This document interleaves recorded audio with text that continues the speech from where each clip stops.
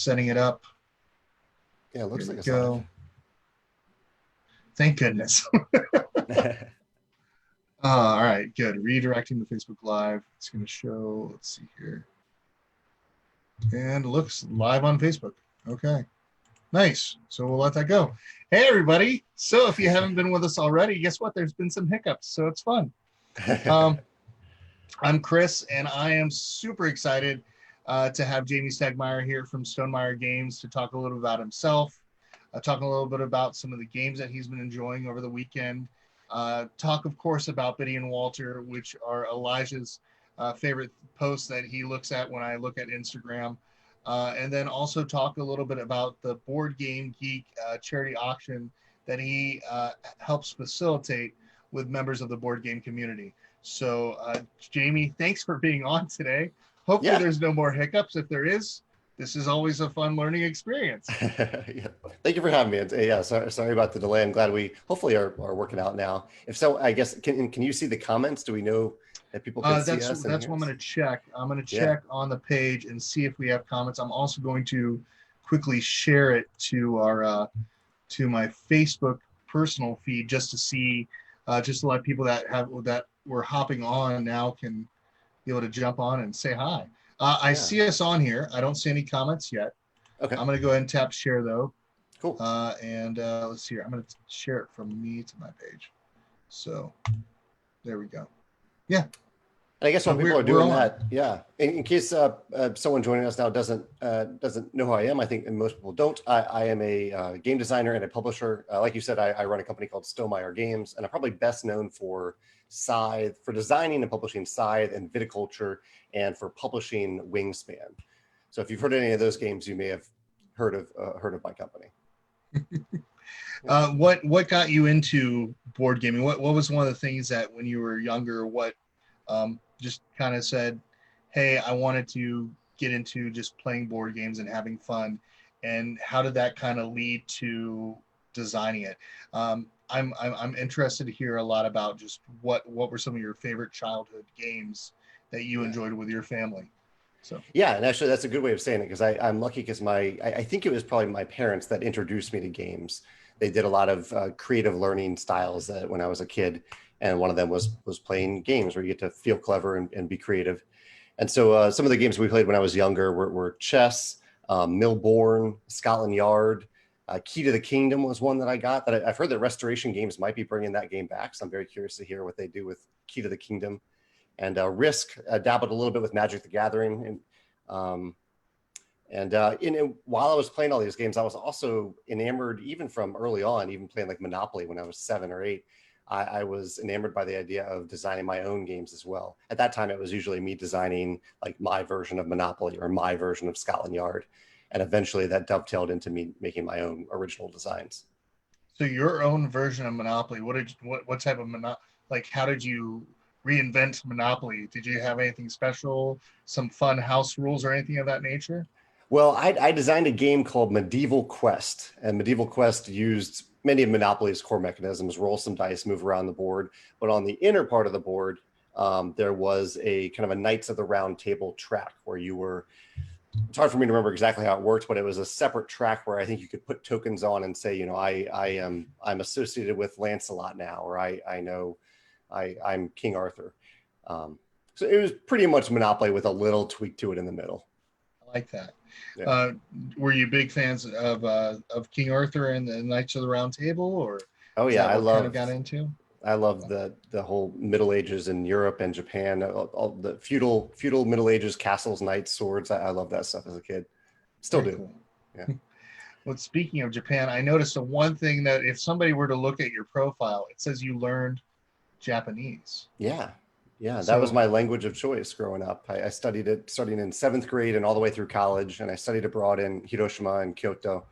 Have you ever been there?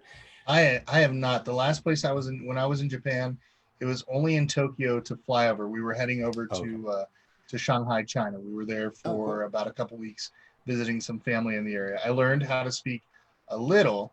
I could order at McDonald's, and get my hanbao, my shutiao, and my Tinko Cola. So I was able to order basically a burger, fries, and a Coke. So Yeah, Your it worked intonation out. is excellent. I don't speak Chinese, but I know it's all about the intonations, and that sounded quite good.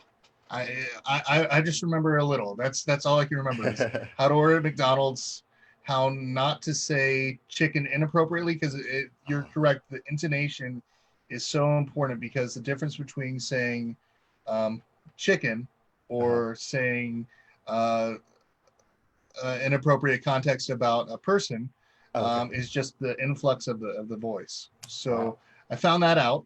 I also found out that instead of saying you're welcome or you're welcome, instead it's saying no thanks is needed. So it's like bushi.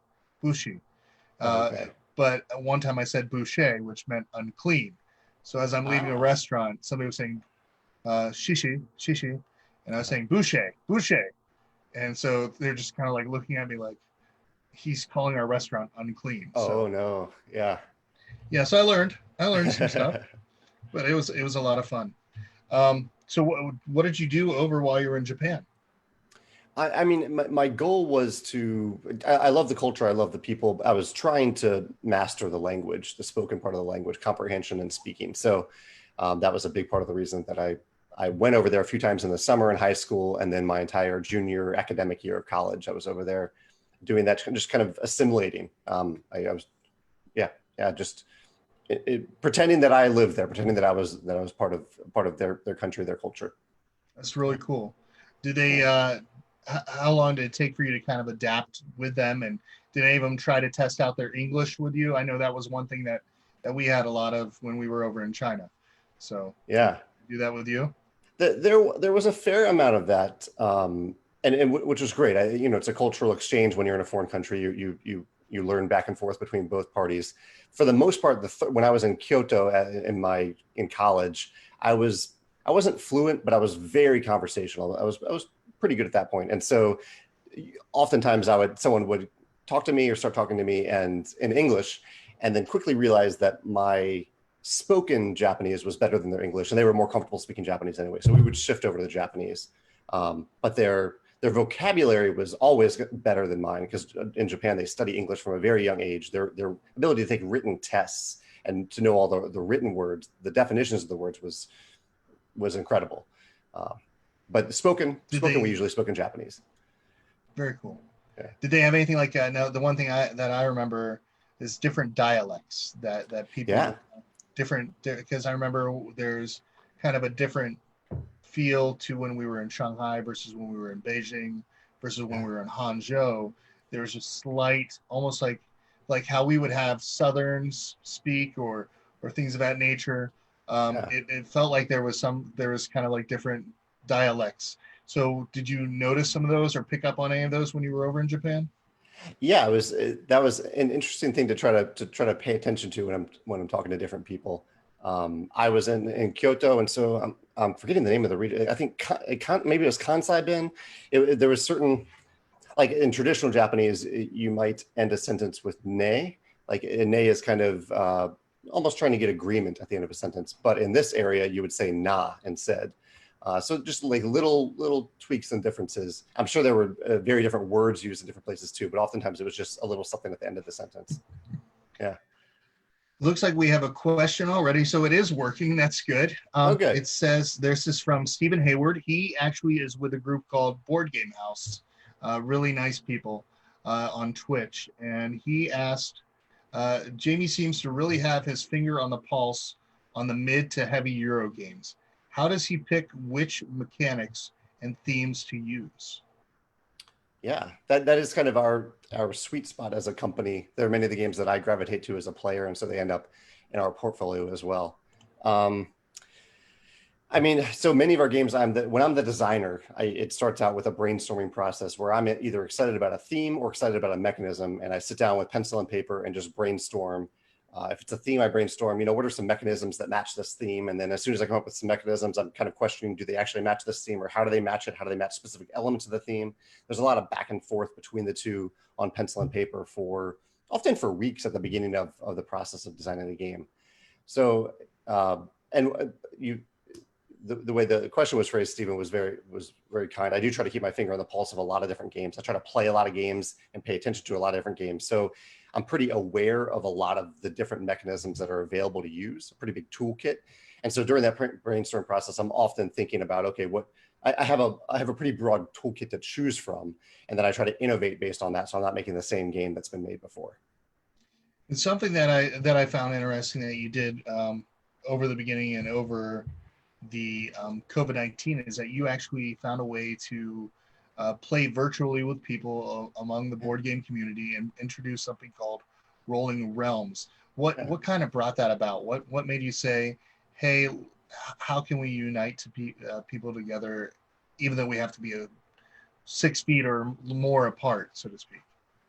Yeah, it was one of the first weekends when we were in self-isolation here in St. Louis, and I think it was becoming that way as a country.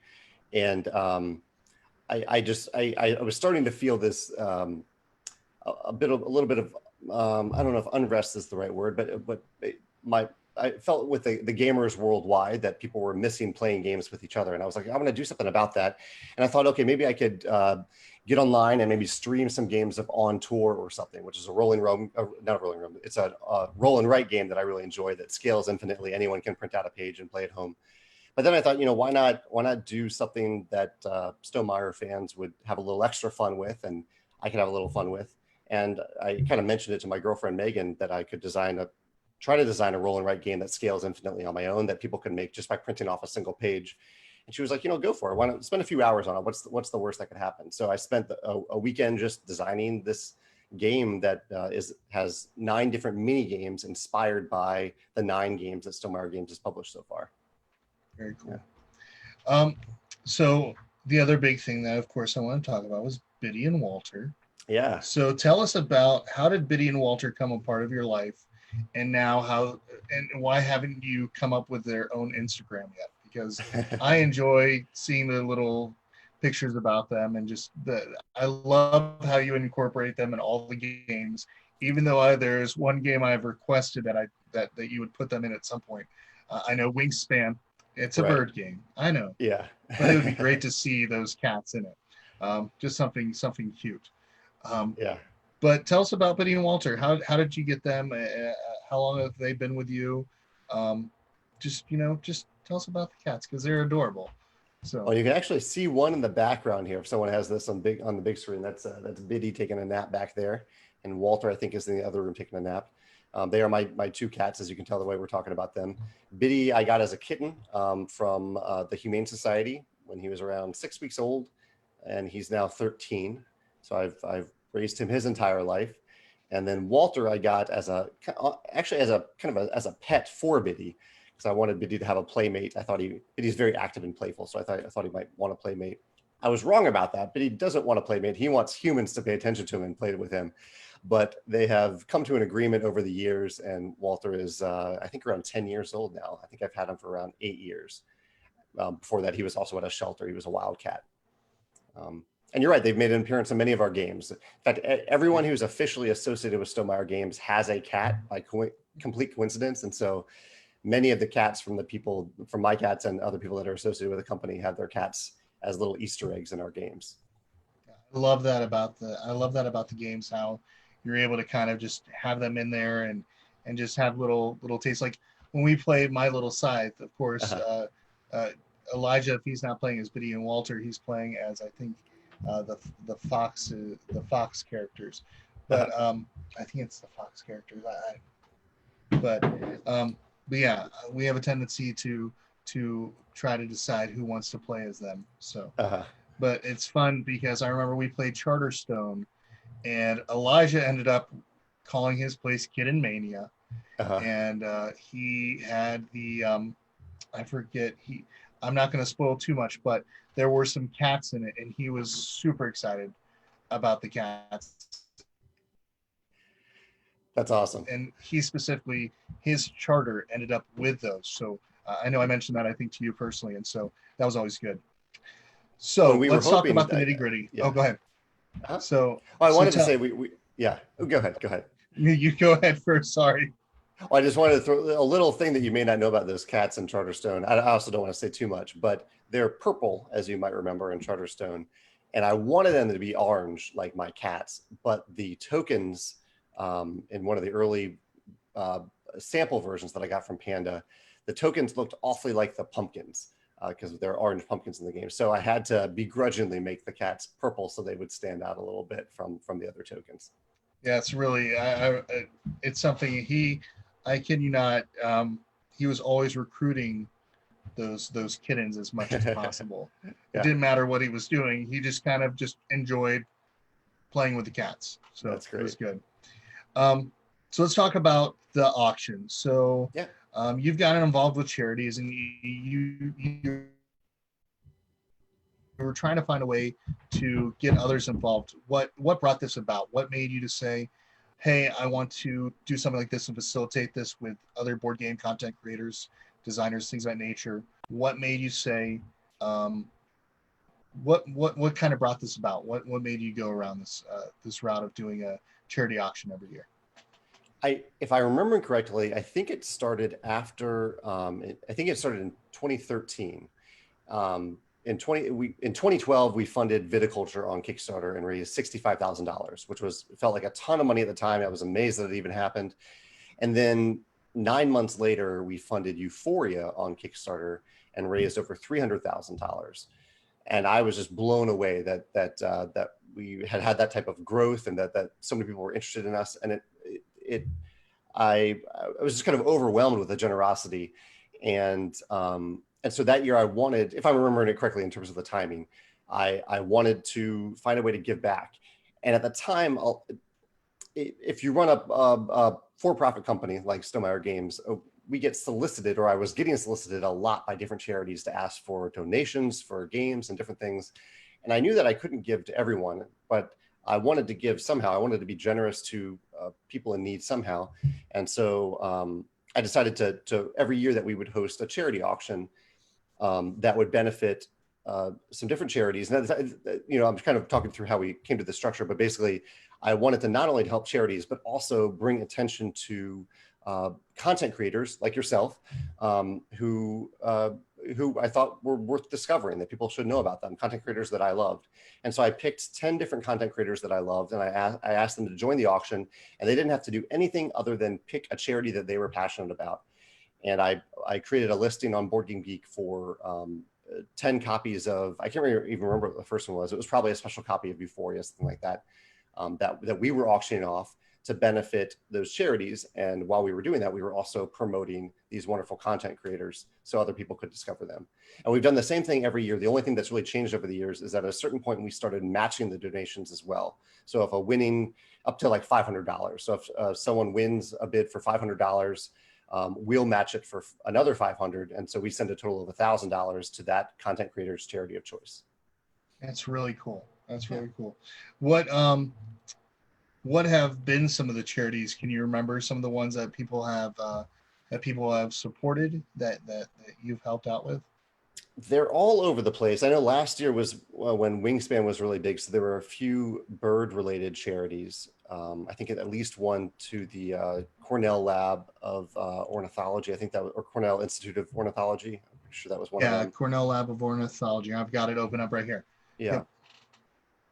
Very cool.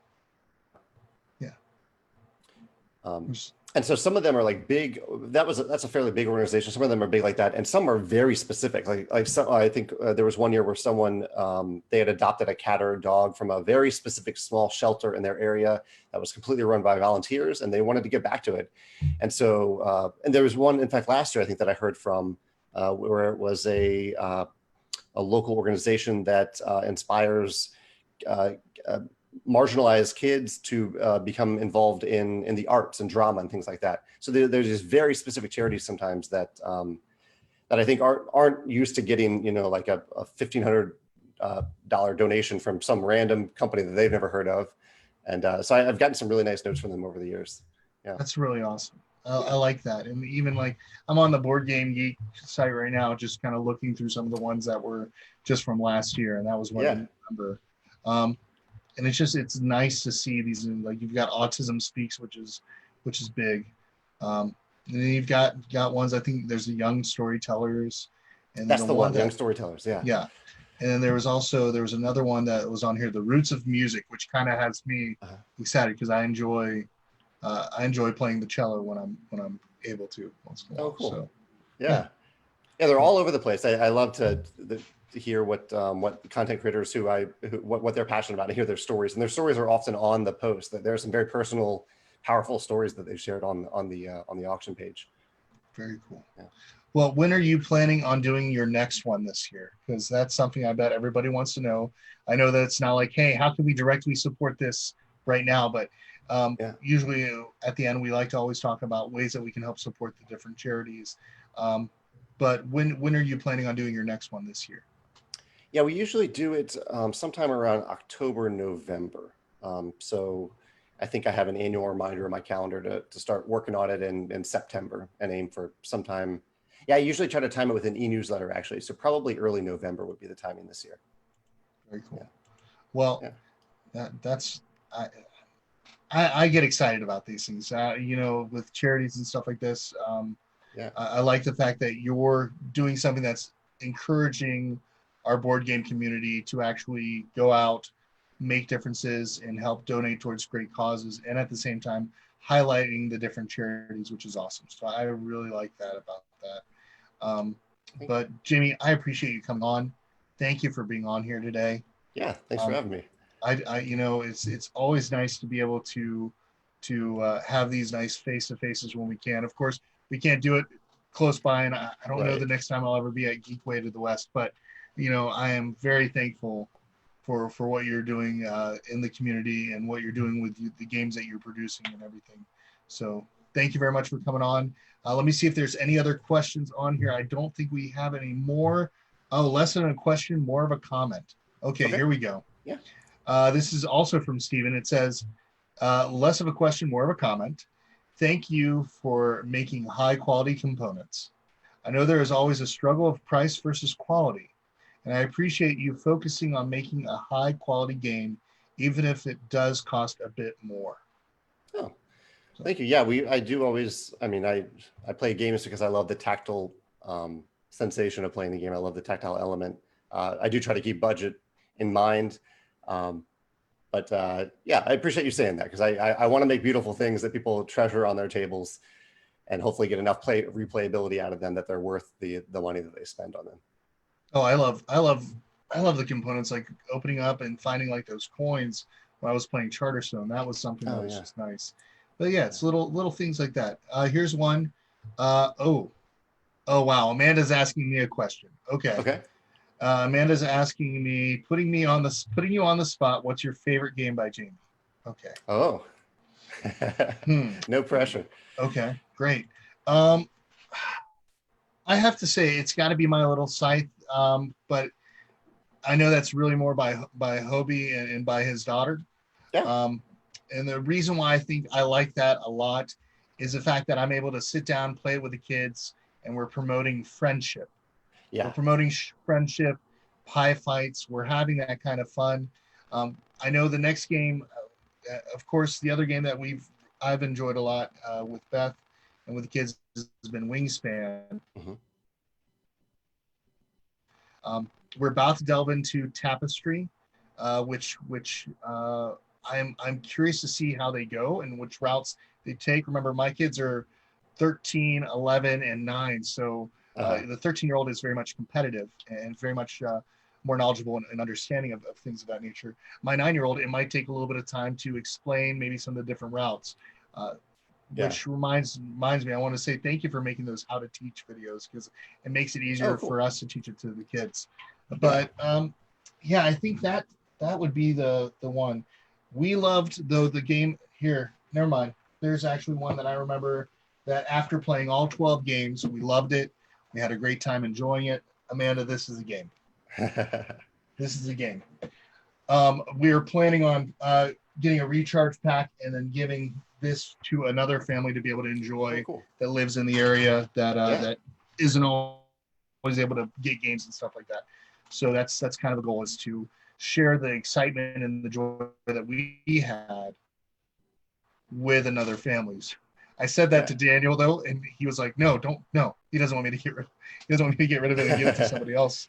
But that game was so much fun, so enjoyable that that I think all of our family said we loved it. So Oh, that's awesome. kind of where it comes from.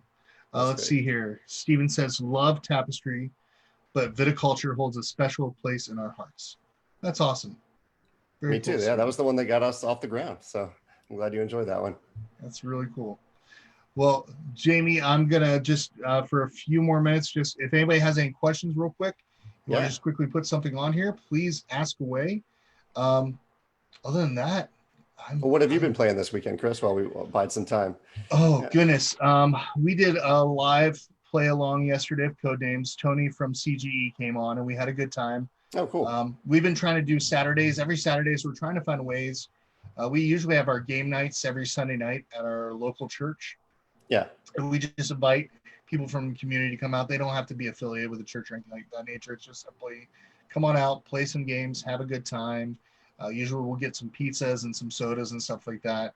Nice. And it always just turns out to be a good experience. But since COVID-19's happened, how Yeah. do we still play these games? So we've been playing games every Saturday, inviting members of the board game group.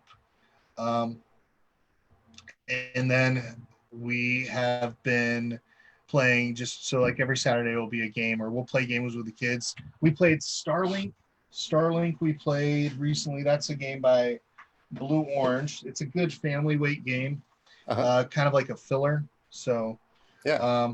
yeah, but you're drawing constellations. They have to all be in straight lines, and everybody Okay. else is trying to guess what the item is. Is it a spaceship? Is it a guitar? And then if you guess it correctly, you and the artist both get points, and then you get to do that Okay. twice. Whoever has the most stars by the end of the game wins. So very simple. Um, we played Deception this past week. Elijah was the murderer both times, and for a 9-year-old boy, for him to be a stone cold killer and just be quiet about it, it worries me sometimes. But he's so good at deduction games. But and then the other game that I had a chance to play, I did Renegade Con this weekend, and I got to play Search for Planet X. Have you had a chance to I see have it that on my one yet? shelf, but I have it. I have, but I haven't played it yet. Yeah. Really good. The app, Yeah. the app is a neat feature because Oh, cool. yeah, it's got that thing where you can choose if you're youth, like the different difficulty settings. Uh-huh. I'm curious. I think our kids will do fairly well. They're used to the more social deduction style games like the werewolves and the deception and things of that nature, Yeah. or coup. That's kind of the deception games that they're used to playing. So this will be a different style for them. So I'm curious to see how that will be when it comes to our table. We've got it coming soon, but I was able to play that on Tabletopia with Matt Tittlebaum, I think is his last name. Uh-huh. If not, if you're watching this, Matt, I'm sorry. But he did a great job teaching it. We had a lot of fun playing it, and I think that's what it's been. I think those are all the games that I've played recently. I mean, we've got a lot that we've been playing, but those are the ones that come off my top of my head. I know tonight we'll probably play something like Karuba Uh-huh. with Beth just to see how she likes it, because I've been doing live streams with that, and I'd like to play another game of Starlink because it's fun. It's easy because we're kind of going through Back to the Future. We did Back to the Future Friday, Back to the Future 2 last night. So we're going to make Back to the Future 3 tonight with the kids. So we've been watching the series with the kids, and That's it's the great. first time they've ever seen it. But Really, first time. Oh, cool. yeah, Yeah. let's see here. It says, Amanda says, I really enjoyed Planet X2. Okay. Let's see. Amanda has a question for you. It says, Jamey, do you see any trends for the future? Any trends for the future? Probably board game related. I'm guessing. I'm guessing so, yeah. Amanda, are you asking about the stock market? Because if it's a stock market, Jamey, if you have great input on that, I'll take that. But yeah, I'm guessing it's for the industry. Yeah. Well, there's so many games made every year. I'm hesitant to speak like trends. I don't want to make an overgeneralization, but I do wonder if right now with COVID happening and having happened over the last 2 months, if we will see an influx of games that can be played remotely really well, and two-player games. Chris, you have a family, you have a whole family of people to play games with, but for a lot of people, they're just with their partner or their roommate or their spouse. And so two-player, and for play testers, like right now, I only really, I could play test with Megan. I don't want to burden her with that, with the terrible early prototypes. But for designers, they may only have one other person to play test with there right now. So I wonder if we'll see an influx of two-player only games, plus games that can be played remotely in around 9 to 12 months. Yeah, maybe not. We might see a little bump there. Yeah. I like what I've been seeing with some of the people, like even yourself, like doing the virtual stuff where games like the roll and rights and things that make it possible for people to play. I know CG did their thing with code names recently, and you've done this. I know Bezier has done something with Werewolf, where they have a werewolf group where normally you would try to play it in person, but they're trying to find ways to make things happen so people can be able to play the games, which I like that. Let's see here. I would love some stock market tips. Yeah, sorry, Amanda. Steven has a question about any insider info as to what's in the works with Stonemaier. Now, I know this, Jamey, you have a thing every Wednesday where you kind of talk a little bit about what is coming or what is possible. So I don't know how much you wanted to discuss on that, but if you want to talk a little bit about it, that's. Well, yeah, I can say that the next game, we only have one game being released in 2020, and I will start talking about any insight. Not yet, but I will say that I'm going to start talking about it in early July. So stay tuned to Stonemaier Games e-newsletter and other content in early July, and you will know the name and everything about, within about a week or so, you'll know everything about the game that we will release later this summer.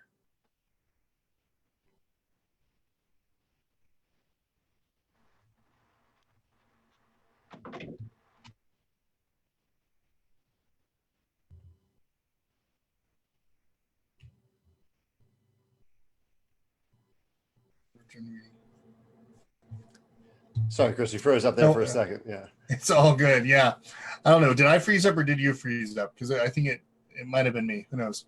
But it's weird.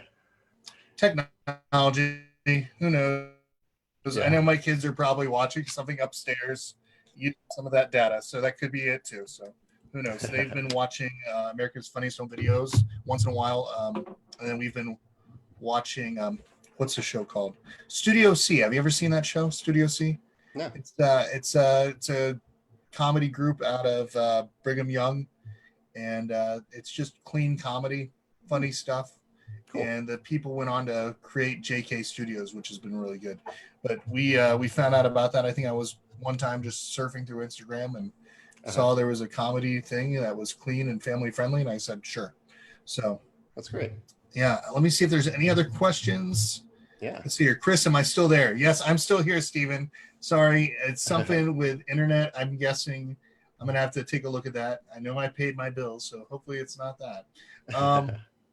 But yeah, it's just awesome. Oh yeah, I did, Chris. I don't know what that was. So yeah, I guess I did pop out there for some reason, or I froze up. Let me see if there's any other questions. I know there's a couple. There's about 14 comments on here. Looks like it's mainly Steven and Amanda. So yeah, I think we've answered them all. Yeah, you said I know your thing is one game this year. What made you decide to go with one game? I know there's other publishers that sometimes do more. I know that I've enjoyed, of course, the quality of what you've done. But I was curious about that. What kind of decided one game this year? Overall, our goal is to do 1 to 2 games a year. Probably at this point, ideally, it would be 2. And the reason I like to stay small and focused in that way. I don't want to put out a dozen games a year and hope that one does well. I want to put all of our energy and time and resources into one and really focus on that and shine the spotlight on it for a long time so that the game does well for all the people who spend a lot of time creating it. Why one this year is really just we didn't have another game that was ready. I don't want to publish a game that's just okay or that isn't quite ready. And we had a game that we probably could have put out this year, but it just wasn't ready. It wasn't feeling right. So I decided to put it on the back burner and make sure wait until it's ready, and then wait until then till we can be proud of what we're putting out there. So Very cool. yeah, Very cool. I'm still waiting for at some point for you to come out with a cooperative one that our whole family can play as a team. So I'm I'm hoping working that on it. I know you're working on something. So I'm excited about it for when that moment happens where it's in whenever and whatever it is announced. So that's always something that we always enjoy. But yeah, I'm eager to see too. I know you just mentioned the idea of there being more 2-player games. I know I'm very fortunate to have a family of 5 in this house where during this COVID-19 we're able to actually play as many games as we are. But Yeah. the other question I know that I'm going to ask, will they keep free to play, or where people can just go ahead and print that out and purchase it that way, or not even purchase it, but be able to have I honestly don't know for yet. Yeah. everybody to be able to enjoy? I think for now it will remain. In fact, I think it will always remain as a page that people can print out and play. And there's now even a fan of it, Justin, made a digital version of it that where you can use it on your computer screen. But it is possible that I will release something more robust. That isn't the intent behind it, but I won't rule out the possibility. Sorry, I don't know what's going on, but I'm pretty sure you most likely answered that question before I disappeared into the nothingness. But hey, so since it's kind of giving me some fits right now, I'm guessing the internet is being overused. So apologize. But No yeah, worries. Jamey, I want to tell you thank you very much. So I really appreciate the fact that you came on. Yeah, This was something my pleasure. I'm excited about. Of course, please keep sharing Biddy and Walter because I love showing that with Elijah. Uh-huh. And for those of you who are interested, come around October, November, be on the lookout on Board Game Geek's site. You will see, of course, something about the charity auction with different content creators highlighting the different charities, and of course Stonemaier Games and Jamey Stegmaier helping promote that and facilitate that, which I'm very excited about. So I'm eager to see what will be the game this year and what will be the charities. But Jamey, thank you very much for coming on. Thanks for having me, Chris. I had a good time. Thank you. All right, I'm going to go ahead and stop the live stream. So everybody, have a great day.